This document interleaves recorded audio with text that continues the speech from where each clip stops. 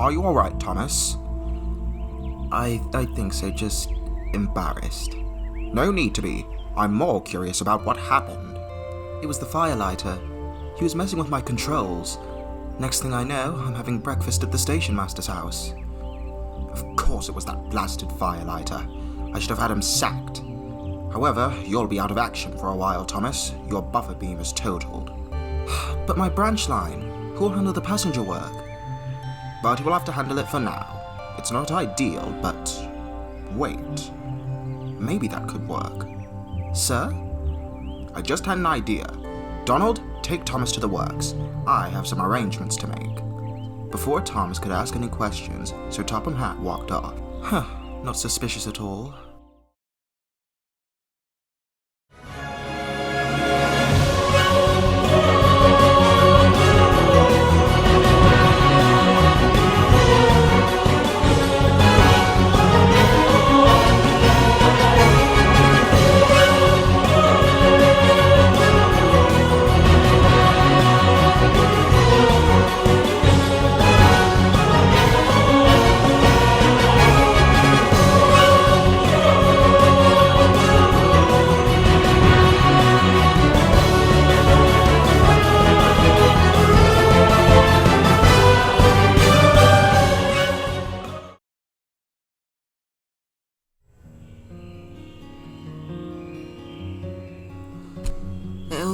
I hope Thomas is alright.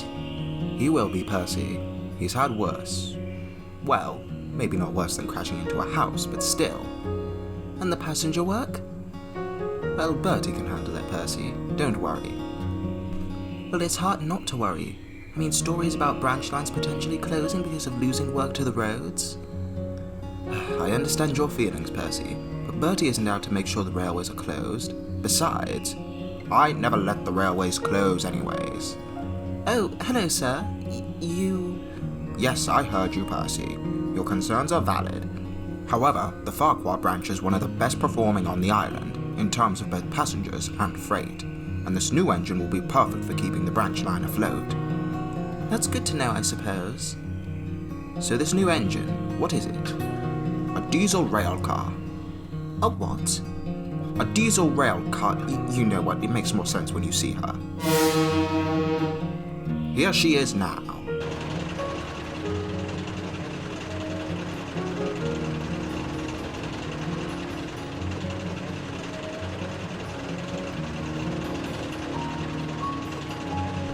Hello there. Hello there, Percy, Toby, this is Daisy, the diesel rail car. I see. Pardon me, but are there seats inside of you? Yes, indeed, darling. I'm a diesel rail car, highly sprung and right up to date. I can carry passengers inside of me. I see. I initially wanted Daisy to run local trains on the main line, but absolutely not. Thomas had his accident, and I couldn't pass up on such an opportunity. Please, sir, will she go when Thomas returns? That depends. If she proves to work hard, then I'll be persuaded to keep her. But however long she stays, I hope you will both make her feel welcome. Yes, sir. We will, sir. Good. Now run along and show her the line, and to the sheds. She'll want to rest after her journey. So Topham Hatt walked away, and Daisy followed Toby and Percy up the branch line. You've got quite the splendid line, you know. Thank you kindly, Daisy. And it's got quite the length, so you won't be bored. Excellent, darling. The trio arrived at Farquhar and went over to the sheds. However, Daisy wasn't pleased. This is dreadfully smelly. I'm highly sprung, and anything smelly is bad for my swerves. What does that even mean? No clue. That I need a proper shed, not some shack. Shack? How dare... Percy, come with me, Daisy. Maybe you'll like the carriage sheds. This is better. But whatever is that rubbish? Rubbish? Rubbish? Daisy, that was uncalled for. I'm merely stating the obvious, darling. Such coaches are outdated. Besides, I'm much more revolutionary. You all are looking at the future. Well, we won't stand here to be insulted, especially not by a wannabe coach. A wannabe coach? Toby and Percy, sensing a possible riot, decided to move Annie, Clarabelle, and Henrietta away from the carriage sheds, allowing Daisy to move in. Toby, why should we move for... I know, Henrietta, but listen just for a moment. Right now we need to focus on not causing drama. Doing that will cause delays on the branch line. But she's so infuriating and insulting. I agree with Annie. She can't just get away with this.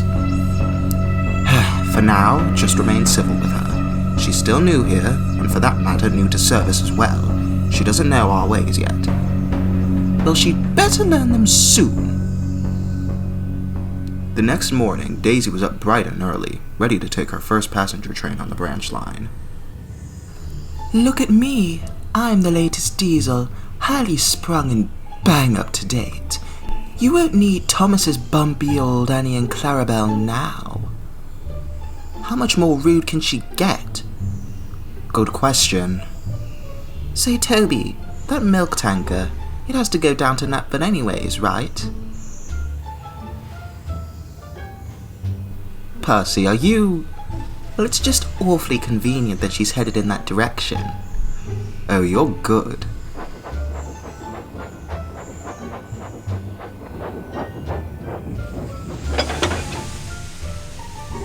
Darling, is this a joke? Nope, you're headed to Knapford, and so is this tanker. Matter of convenience. You expect me to pull that? Sure, you can pull one van. No, you do it. I'm sure you enjoy messing with trucks. I'm busy elsewhere. I won't, so there. Don't be difficult. Come on, Daisy, just take the van. No! Did you just blow a fuse? Well, it's the stress you caused me. Stress? I can't pull trucks. It's fitter's orders. What orders? My fitter is a very nice man. He comes every week and examines me carefully.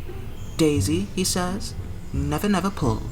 You're highly sprung, and pulling is bad for your swerves. So that's how it is. Stuff and nonsense. There's no fitter, you're making this up. As if. I just can't understand it. What made Sir Topham Hatt buy such a feeble... Feeble? Let me tell you... Alright, you lot, that's enough. I'll take the tanker. Daisy, you need to leave before you're even more late. Told you so. Daisy set off, leaving a very frustrated Percy. Why'd you let her go? Because she would have delayed the passengers, and that wouldn't have made them or Sir Topham Hatt happy. She'll have her comeuppance eventually. Meanwhile, Daisy was having the time of her life. No trucks, just her. Now that's a good story, darling. I'll do just what work I choose, and no more. Later, at Farquhar, Daisy was refueling when she noticed something. Toby, those side plates, what are they for? Oh, well, if any livestock runs onto the line, they ensure that they aren't dragged under my wheels. Same reason I had these cow catchers. So you're scared? What? You are, aren't you? You're afraid of getting hurt yourself. I am not. But you are.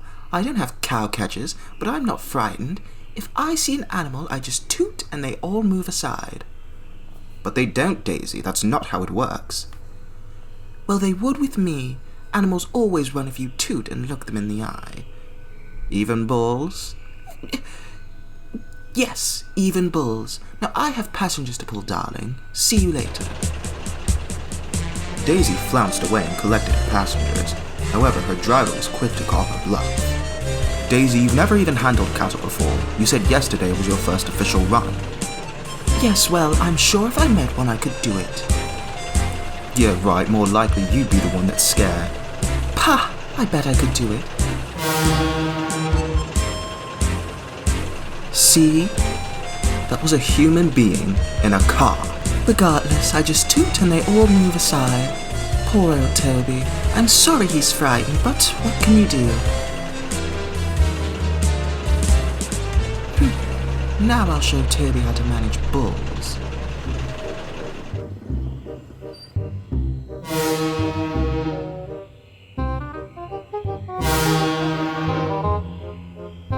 Oh, this is all wrong.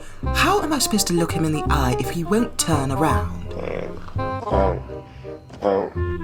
Oh dear. Oh, go on, Daisy, he's harmless. Yes, you know he's harmless, and I know he's harmless. But does he know? Look at him. If I bumped him, I might hurt him. And the farmer wouldn't like that.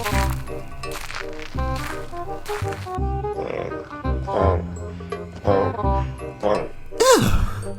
Daisy jolted back. She didn't stop until she reached the station. Just then she heard a familiar bell. Bulls always move if you toot and look them in the eye, eh, Daisy? Oh well, we live and learn. I suppose I'd better scare him off for you. Toby went to where the bull was still grazing. He rang his bell and wheezed some steam, scaring the bull off.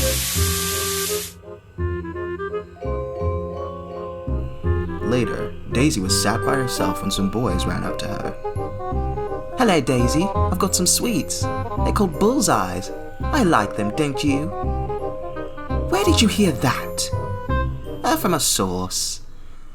Oh, keep your old bullseyes.